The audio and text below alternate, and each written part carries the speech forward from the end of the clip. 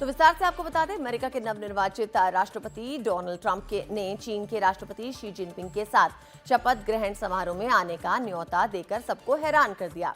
Donald Trump के press सचिव ने कहा कि कैरोलाइन लेविट ने ट्रंप का न्योता उन देशों के नेताओं के साथ खुली बातचीत करने का एक उदाहरण दिया है जिससे ना सिर्फ हमारे सहयोगी हैं बल्कि हमारे विरोधी और हमारे प्रतिस्पर्धी भी हैं। लोग इसे हैरानी भरा फैसला इसलिए मान रहे हैं क्योंकि हाल ही में ट्रंप ने चीन को टैरिफ बढ़ाने की धमकी दी है। अमेरिकी अखबार वॉशिंगटन पोस्ट ने चीनी थिंक टैंक के हवाले से लिखा है कि शी जिनपिंग इस न्योते को स्वीकार नहीं करेंगे।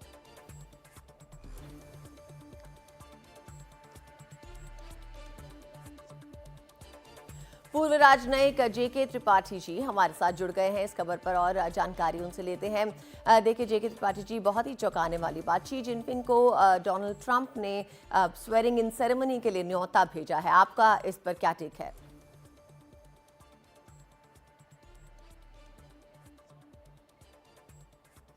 जेके त्रिपाठी जी, क्या आप मुझे सुन पा रहे हैं?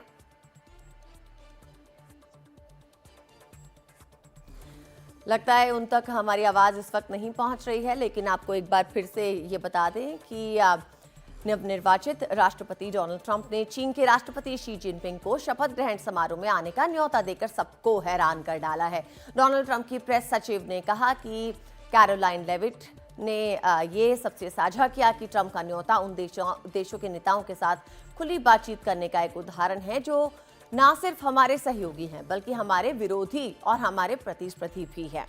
लोग इसे हैरानी भरा फैसला इसलिए मान रहे हैं क्योंकि हाल ही में ट्रंप ने चीन को टैरिफ बढ़ाने की धमकी दी है।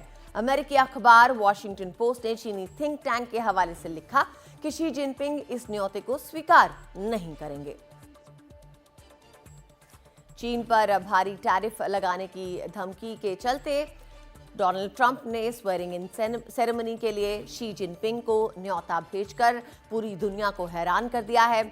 और वॉशिंगटन पोस्ट के मुताबिक चीनी थिंक टैंक के हवाले से ये खबर आ रही है कि शी जिनपिंग शायद इस न्योते को स्वीकार ना करें।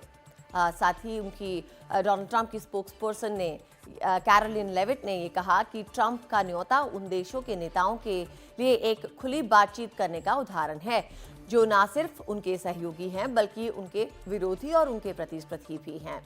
लोग इसे हैरानी भरा फैसला मान रहे हैं। पूरी दुनिया में इस खबर के चर्चे कि फिलहाल डोनाल्ड ट्रंप ने स्वेरिंग इन सेरेमनी के लिए शी जिनपिंग को न्योता भेजा है और साथ ही साथ और भी ऐसे कई विरोधी और सहयोगी हैं जिनको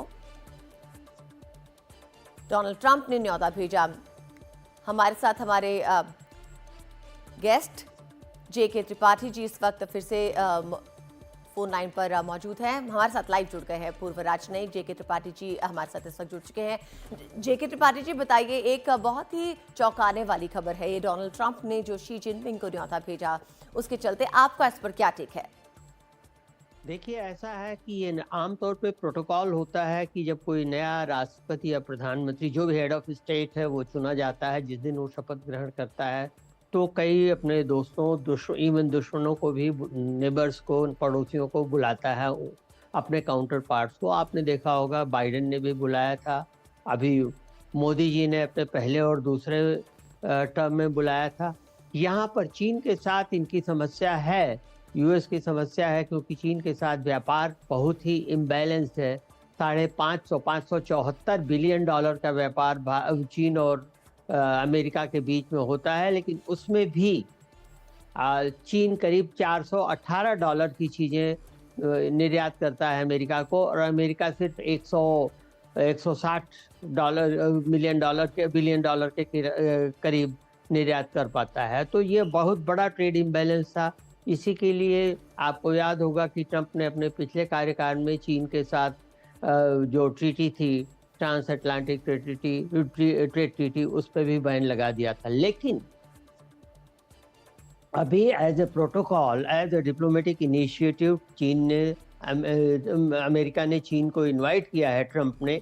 लेकिन अभी बिजनेस स्टैंडर्ड की खबर है कि 80% चांसेस यही हैं कि शी जिनपिंग नहीं आएंगे और उनकी जगह वॉशिंगटन स्थित चीनी राजदूत को ये कह दिया गया, निर्देश दिया गया कि वो और उनकी पत्नी इस समारोह में चीन का प्रतिनिधित्व करें। तो मुझे नहीं लगता कि ट्रंप ने एक तरह से ये दे दिया था निमंत्रण, फॉर्मेलिटी में, औपचारिकता में। ट्रंप को भी मालूम था कि शायद शी जिनपिंग नहीं आ पाएंगे, क्योंकि जैसे रिश्ते चल रहे हैं, जैसे ट्रंप के बयानात आए हैं चीन के खिलाफ, उसमें मुझे नहीं लगता कि वो आ पाएंगे। और ये जो गतिरोध है चीन और अमेरिका के बीच में, ये बना रहेगा, क्योंकि ये सिर्फ और सिर्फ ट्रेड को लेकर ही नहीं है। ताइवान में, दक्षिणी चीन सागर में चीन और अमेरिका की ठनी हुई है। चीन को अमेरिका विस्तारवादी मानता है, और चीन अमेरिका को कैपिटलिस्ट मानता है। और अमेरिका कहता है कि चीन ने सब और अपना डेट ट्रैप डिप्लोमेसी, मतलब कि कर्ज के मकड़ जाल की कूटनीति की हुई है। तो कई ऐसे मुद्दे हैं जिसमें चीन और अमेरिका आमने सामने काफी दिनों से हैं, इवन बाइडेन के टाइम से और ट्रंप के पहले कार्यकाल से। तो मुझे नहीं लगता कि इससे ट्रंप के लीडरशिप में अमेरिका और चीन के संबंधों में कोई सकारात्मक प्रभाव पड़ेगा। मुझे लगता है कि ये गतिरोध अभी जारी रहेगा काफी समय तक। जी, त्रिपाठी जी, बहुत बहुत शुक्रिया हमारे साथ जुड़ने के लिए, ये जानकारी हमारे दर्शकों तक पहुंचाने के लिए।